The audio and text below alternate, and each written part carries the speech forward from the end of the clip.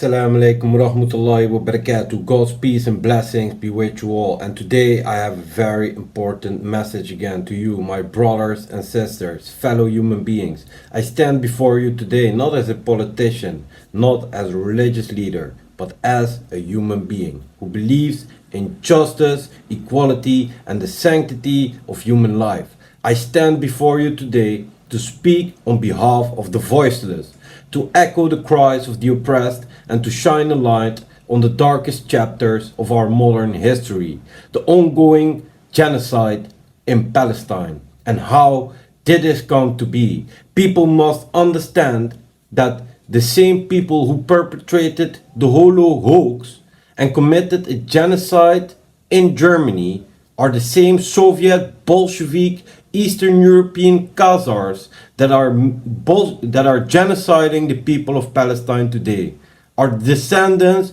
of the people who genocided the people of Ukraine. Now, please follow me. Brothers and sisters, the human tragedy. For decades, the world has witnessed the systematic oppression, dispossession, and brutalization of the Palestinian people. Children born under occupation have known nothing but violence, fear, and despair. Families are torn apart, homes demolished, and entire communities erased from the map. What we are witnessing is not a conflict, it is extermination. It is pure terrorism committed by a rogue state, an ethnic cleansing fueled by a toxic ideology that dehumanizes the Palestinian people and justifies their eradication.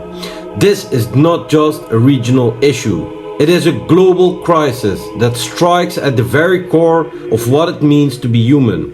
The suffering in Palestine is a scar on the conscience of all of humanity, a grim reminder of our collective failure to uphold the principles of justice and human rights. The ideology of hate. Behind the barbed wire, the checkpoints, and the concrete walls lies an ideology that is as ancient as it is pernicious, an ideology that views certain lives as inherently more valuable than others. This ideology is enshrined in the most extreme interpretations of certain religious texts, where calls for dominance, superiority, and exclusion have been distorted into a justification for genocide. Let me be clear. No religion and no scripture and no doctrine can ever justify the killing of innocents, the theft of land, and the destruction of entire cultures. What we are witnessing in Palestine is not the will of any divine being. It is the product of human greed, fear, and hatred. The last vestige of colonization. Palestine is the last vestige of colonization on earth. While the world has moved forward, shedding the chains of imperialism and colonial rule, the Palestinian people remain shackled. The occupation of Palestine is not just a political issue, it is a moral issue. In the last and great struggle of decolonization, a fight for freedom, dignity, and the right to exist, every bulldozer that demolishes a Palestinian home, every bullet that ends a child's life, and every checkpoint that humiliates an elderly man is a testament to the ongoing colonization of Palestine. This is not about security, it is about supremacy. It is about erasing a people, a culture, and a history that has existed for millennia. The global responsibility. We must wake up, we must speak out, and we must act. Silence in the face of such atrocities is complicity. We cannot allow ourselves to be numbered by the endless stream of news reports and statistics. These are not just numbers, they are people. They are mothers, fathers, children, and elders who have the same right to live in peace and security as any of us. The international community has a moral duty to intervene. We must demand an end to the occupation and an end to the siege, and an end to the apartheid system that seeks to divide and conquer. We must stand in solidarity with the Palestinian people. for their struggle is our struggle. This is a call to action. The people of the world, I say this, do not turn away. Do not allow the powerful to rewrite history once again. Do not let the victims of this genocide be forgotten. Share their stories, amplify their voices, and fight for their rights. Whether through protest, boycotts, advocacy, every action counts. We must not rest until Palestine is free, until every Palestinian can return to their homeland, and until justice is served. Let us stand together, united in our humanity, and say with one voice, enough is enough. The time for freedom, justice, and peace is now.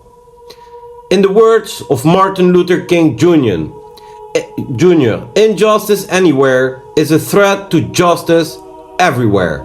The fight for Palestine is not just a Palestinian fight. It is a human fight. It is a fight for the soul of humanity itself. A battle between the forces of oppression and the forces of freedom. A battle between good and evil. So let us rise to the occasion. Let us be the voice of the voiceless, the strength of the weak, and the hope of the hopeless. Let us be the generation that ends this cycle of violence and paves the way for a future where Palestinians can live in peace, dignity, and freedom. From the river to the sea, Palestine will be free. And the Zionist cabal. Death to Israel. Ma salama. God's peace and blessings be with you all. The roots of terror and the creation of Israel through violence. To fully understand the ongoing suffering in Palestine, we must trace the origins of the State of Israel and the brutal means by which it was established.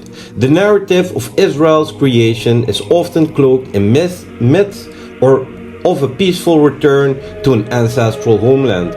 But the reality is far darker. Israel was born out of violence, terror, and the dispossession of an entire people. It was not the result of a natural or peaceful process, but a deliberate campaign of terror, waged by extremist groups whose origins are deeply intertwined with the chaotic aftermath of World War II. Terrorism as a foundation. The State of Israel was forged in the fires of terrorism, carried out by militant Zionist groups like the Irgun and the Stern Gang, Lehi and the Haganah. These groups, far from being freedom fighters, were the architects of terror, using violence as a means to achieve their goals of establishing a Jewish state in Palestine. They carried out bombings, assassinations, and massacres, targeting both British officials and Palestinian civilians alike. One of the most notorious examples of this terrorism was the bombing of the King David Hotel in Jerusalem in 1964, where 91 people were killed. The Irgun, led by the future Israeli Prime Minister Menachem Begin, claimed responsibility. This act was not an isolated incident, but part of a broader strategy to drive the British out of Palestine and to terrorize the Palestinian population into fleeing their homes, paving the way for a Jewish majority in the land. And people often overlook the Soviet connection, and retarded idiots are comparing them with Nazis, while the Holocaust is a hoax and the Holodomor really happened. The Soviet connection. The roots of these terrorist groups can be traced back to the chaos and devastation of post-war Europe. After the Soviet Union's victory over Germany in 1945, Europe was in turmoil.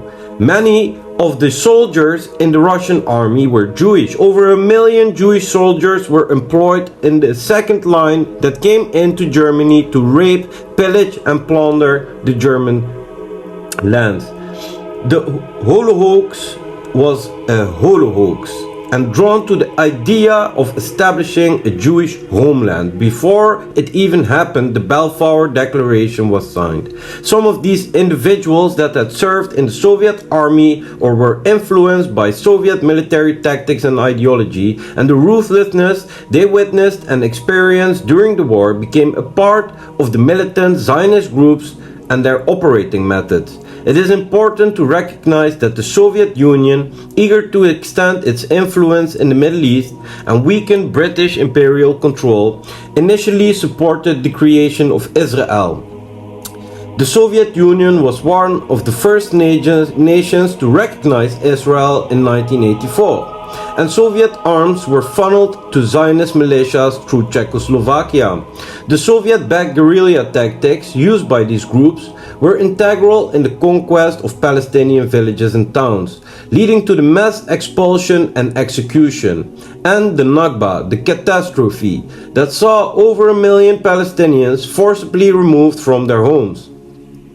The Nakba and ethnic cleansing. The creation of Israel was not merely a political maneuver, but an act of ethnic cleansing. The term Nakba refers to the catastrophic displacement of Palestinians that occurred in 1984, as Zionist forces carried out a campaign of terror to drive Palestinians from their ancestral lands.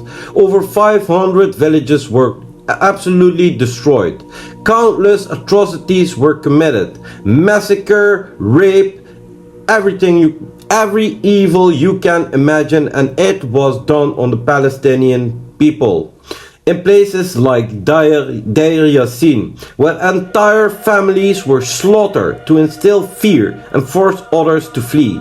This was not a war of defense, as often portrayed, but a war of conquest and extermination, rooted in a settler colonial ideology that sought to erase the Palestinian presence from the land.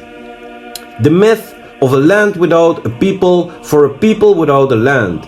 We used to justify these actions, ignoring the fact that Palestine was a thriving society with a rich culture, history, and identity. The legacy of terror, the legacy of these terrorist origins is still felt today. The state of Israel was built on the foundation of violence and continues to perpetuate this violence against the Palestinian people. The same tactics of terror, intimidation, and ethnic cleansing that were used in the Holodomor against the Ukrainians are still employed in the occupied territories of Palestine today. The illegal settlements, the checkpoints, the walls, and the ongoing siege of Gaza are all part of the same brutal strategy that began with the terrorist groups of the 1940s. The creation of Israel to terror is not just an historical fact, but a present reality. The violence that birthed the state has never ended. It has merely evolved. The Palestinian people continue to suffer under an occupation that is a direct continuation of the Bolshevik terrorism that marked the Second World War. It is a time for the world to recognize this truth. The struggle for Palestinian freedom is not just a fight against occupation, but a fight against the very ideology of terror and ethnic cleansing that gave birth to Israel. Only by confronting this history can we hope to bring justice and peace and true security to the region. We must continue to speak out, to educate and to act. The world can no longer turn a blind eye to the atrocities being committed in the name of security, when in reality they are a continuation of a long legacy of Jewish terrorism. Free Palestine, end the occupation, and dismantle the system of apartheid and terror that continues to oppress millions and that wants to drag the entire world in a nuclear holocaust.